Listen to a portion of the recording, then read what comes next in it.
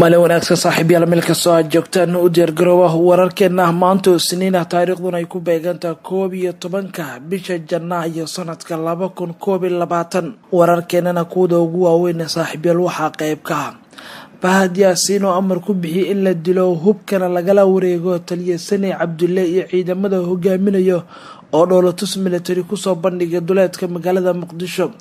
lafta gareen guud laabe qoorqoor oo dalab xasaasi ah hordhigay midowga musharaxiinta go'aankii xukuumadda Rooble oo ka sii dari kara xaaladda dalka qatarna gelin kara xogo ku saabsan dhammaan buuqa wali ka jira doorashooyinka mucaaradka oo diidan inay soo bandhigaan ama shaaciyaan magacyada xubnaha NIS ay ku jira guddiga doorashooyinka muxuu yahay safarka qarsoon ee madaxweyne Farmaajo maanta ku gaaray wadanka Djibouti iyo xogo ku saabsan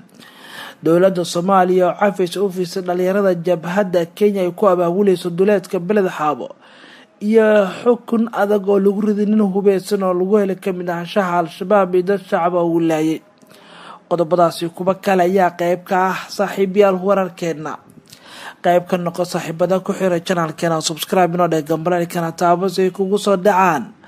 macluumaadka wararka iyo xogaha gaarka ee halkan aan ku baahino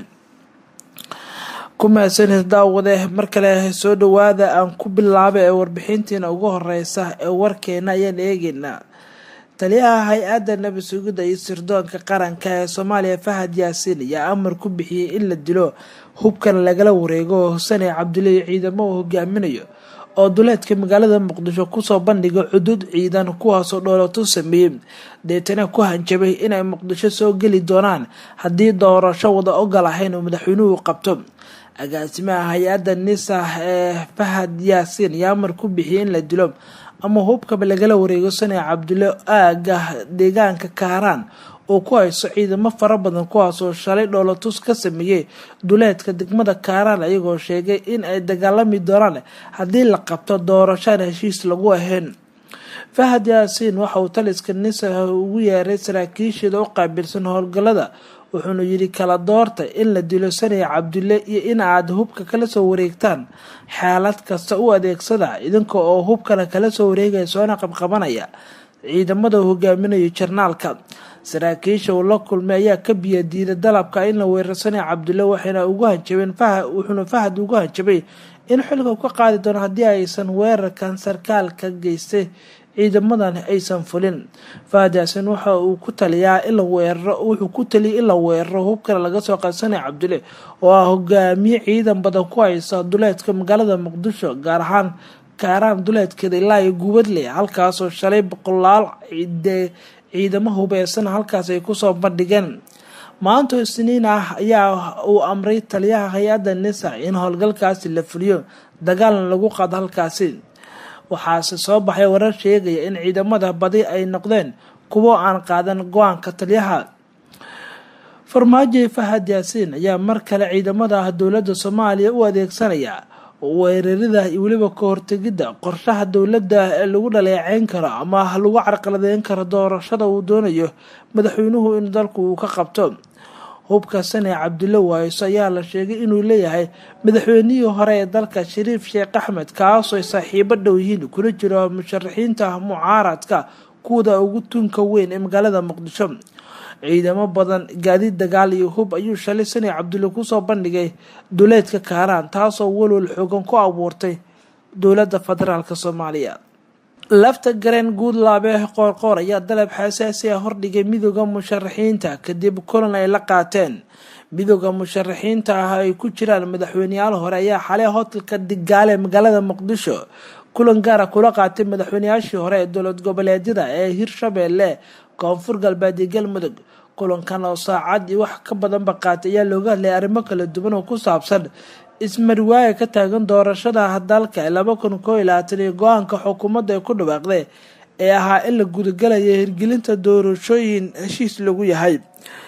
intii uu socday kulanka ayaa waxaa dhinacyada dhexmaray dood adag oo ku aadan doorashada iyo hadalka ka soo yaray madaxweynaha Galmudug Axmed Cabdi Kaariye Qoorqoor ee ahaa in musharaxiinta iyo maamulka Jubbaland iyo Puntland laga maarmi karo lana qaban doono doorashada asagoo qorqorna uu sheegay waqtigaasi in tabashooyinkii xalinta wada ay ka soco waayeen labada maamul ee Puntland iyo Jubbaland.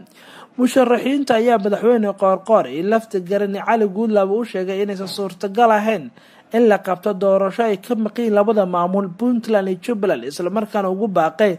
in ay la hadlaan maamuladaas ay soo magacaabaan guddiyo qayb ka noqda kuwa guddiyada doorashooyinka labada maamul doorashada lagu soo daro haddii aysan ahayn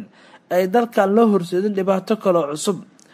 madaxweynaha koonfur galbeed Cabdicasiis lafta garan ayaa la sheegay in markii ugu dambeysay uu qaatay go'aanka isku dayga ah inuu xaliyo arrimaha cakiran xalna u raadiyo dhinacyada maqan uu la kulmo. madaxweynaha dowlad goboleedka koonfur galbeed ayaa ka dalbaday midowga musharaxiinta inay soo gudbiyaan magacyada xubnaha guddiga doorashada lagu muransan yahay ee cabashadu ay ka keeneen si meesha looga saaro xilli shalay musharax Daahir Maxamuud Geelese uu sheegay inaysan gudbinaynin ama aysan cadeynin xubnaha hay-adda NISA ku jira.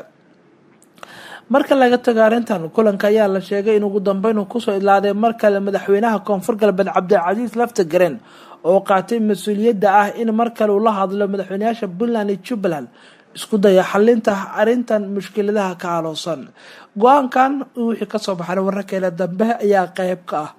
dhinaca kale go'aankii xukuumadda Rooble ayaa la sheegay inuu ka sii dari karo xaaladda dalka khatarna uu gelin karo. midowga musharaxiinta madaxweynaha ayaa si kul u cambaareeyay go'aankii xukuumadda Rooble ee ahaa in la gudagalo doorashooyinka dalka. tallaabadaas ay ku sheegeen mid qariska tuurnimo dalkan uu gelin karo khatar kale hor leh. qoraal ka soo baxay midowga musharaxiinta waxaa lagu sheegay in go'aanka uu ku dhawaaqay ay ra'iisul wasaaraha ay u arkaan mid lagu xanibayo dalka oo dhan, albaabada wada hadalkana la diiday lala xalin layahay khilaafka taagan ismariwaaga dhanka doorashooyinka. midowga musharaxiinta ayaa go'aanka xukuumadda ee qabashada doorasho hal dhinaca ay sheegay inaysan aqbali doonin iyadoo maamulada Puntland iyo Jubbaland ay ka maqeen halkaasi. waxay u arkaan in la dhaawacayo midnimada iyo wadajirka dalkeena lala boobayo doorasho ayaa lagu yiri qoraal ka soo baxay midowga. sidoo kale musharaxiinta ayaa xukuumadda ugu baaqay inay soo bandhigto xalka tabashada ee laga qabo guddoonka doorashada guddiga doorashada lagu muransan yahay iyo arrinta xildhibaanada baarlamaanka gaar ahaan xubnaha gobolada waqooyi oo qayb ka meelaha khilaafka adag uu ka jiro. ugu dambeyn midowga musharaxiinta ayaa ugu baaqay madaxda dowladda federaalka iyo maamul goboleedyada dalka in la isugu yimaado shir lana qabto shirkaasi goobjoog ka noqda beesha caalamka si xal looga gaaro arrimaha doorashooyinka, inkastoo aan la ogeyn shirkaas iyo sida uu noqon doono habka loo qaban doono. weli wararkeena ayaa daawanaysaan. madaxweyne Farmaajo waxa uu safar degdeg maanta ugu ambabaxay wadankaasi Djibouti isagoo aan la ogeyn ujeedka safarka iyo weliba waxyaabaha ku hoos dugan. madaxweynaha jamhuuriyadda Soomaaliya Maxamed Cabdilaahi Farmaajo wafdi uu hogaaminaya maanta ku wajahan magaalada Djibouti caasimada wadankaasi. wararka la helaya sheegaya ujeedka madaxweyne Farmaajo Djibouti uu yahay mid kale oo shaqo ah oo ku saabsan ka qaybgalka shirarka urur goboleedka IGAD ay ka dhacay Djibouti kaas oo looga hadli doono arrimaha la xiriira dib u soo celinta xiriirka kala go'ay Soomaaliya iyo Kenya. madaxweynaha ayaa sidoo kale intuu ku sugan yahay Djibouti kulan la qaadan doona madaxweynaha wadankaasi Djibouti Ismaaciil Cumar Geelle iyagoo ka wada hadli doona arrimaha kala duwan ee ku aadan xaaladda gobolka iyo weliba qodobo kale oo ku saabsan arrimaha ka jira bariga Afrika. magaalada caasimada Muqdisho maalin ka hor waxaa soo gaaray xubno ka socda IGAD kuwaas oo loo xil saaray xaaladaha soo qiimeynta xuduudda labada dal Kenya iyo Soomaaliya, iyagoo kulan la qaatay wasiir dowlaha arrimaha dibadda ee Soomaaliya Bilaal Cusmaan. IGAD ayaa guddi u saartay guddigaas oo qiimeyn ku sameynaya xaaladda xuduudaha kadib markii ay dalbatay dowladda Soomaaliya, waxaana guddiga la sheegay inay dib ugu laabtaan xogo badan ay aruuriyeen kadib Djibouti kuwaas oo kormeer ku tagay xuduudda labada dal Kenya iyo Soomaaliya, waxaana ku welinayay mas'uuliyiinta dowladda federaalka markay ay booqanayeen xuduudda Soomaaliya. dowladda Soomaaliya bishii hore aan ka soo gudbay December waxay xiriirka u jartay dowladda Kenya ayadoo albaabadana isku dhufatay safaaradda Soomaaliya ee xaggaas ay ku leeday midii Nairobi way soo xirtay tii Kenya Muqdisho albaabada ayaa la isku dhuftay kadib markii dowladdu ay sheegtay in ay kala noqotay kalsoonida dhanka diblomaasiyadda ayna jartay xiriirka dowladuna ku hay'adeysay faragelinta arrimaha gudaha ee siyaasadda, tallaabadaas oo la sheegay in xiisadu ay cirka isku sii sharartay. Madaxweyne Farmaajo safarka uu ku tagay Jabuuti ayaa waxaa qayb uu ka yahay in markan la doonayay in dib loo soo celiyo xiriirka diblomaasiyadeed Kenya iyo Soomaaliya, labada wadan ay isku furaan xuduudaha. dhinaca kale dowladda Soomaaliya waxa ay cafis u fiisay dhalinyarada jabhadda Kenya ee ku hubeynayso duleedka degmada Beled Xaabo ee gobolka Asagada, kuwaas oo qaybka ciidanka Cabdirashiid Jaran.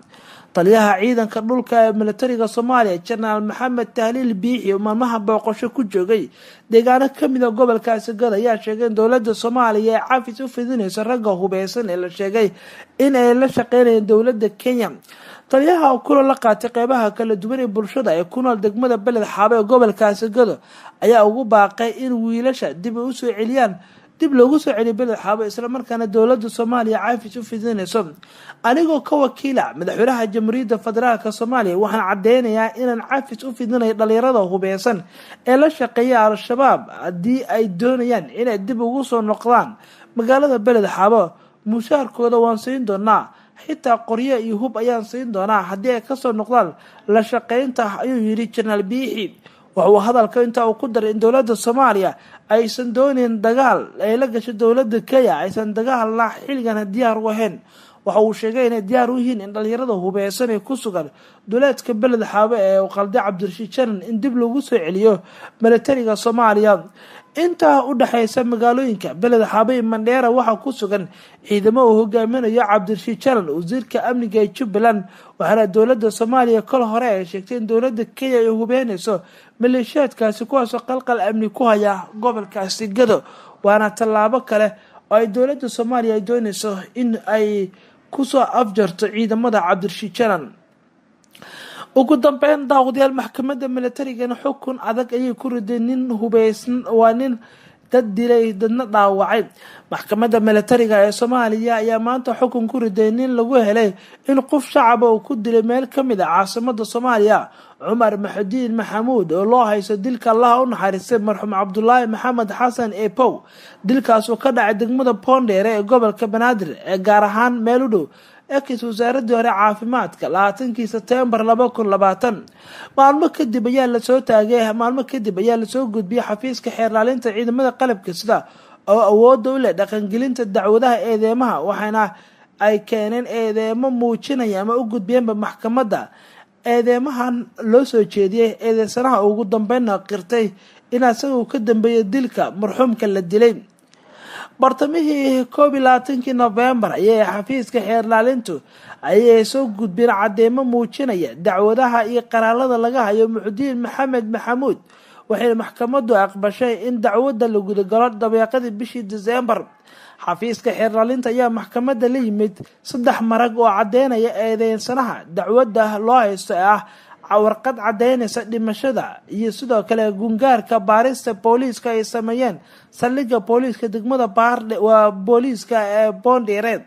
xafiiska xeerlaalinta ayaa sidoo kale soo bandhigay eedeymo hor leh oo maxkamadda geeyay kaasoo ku saabsan kiiska dhibanaha ee loo haysto dilka sarkaalkan u geystay.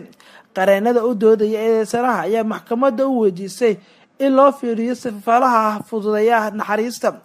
maxkamadda ayaa ugu dambeyn Cumar Maxamuud Maxamed ku xukuntay dil toogasho maadaama uu horey u dilay marxuum Cabdullaahi Maxamed Eepow. xukunkan ayaana waxaa la sheegay inuu haysto in racfaan uu ka qaadan karo muddo 30 cisho hadduusan ku qancin. warbixinadan ayaa ugu waaweynaa wararkeena saaxiibayaal maanta waa nageenta.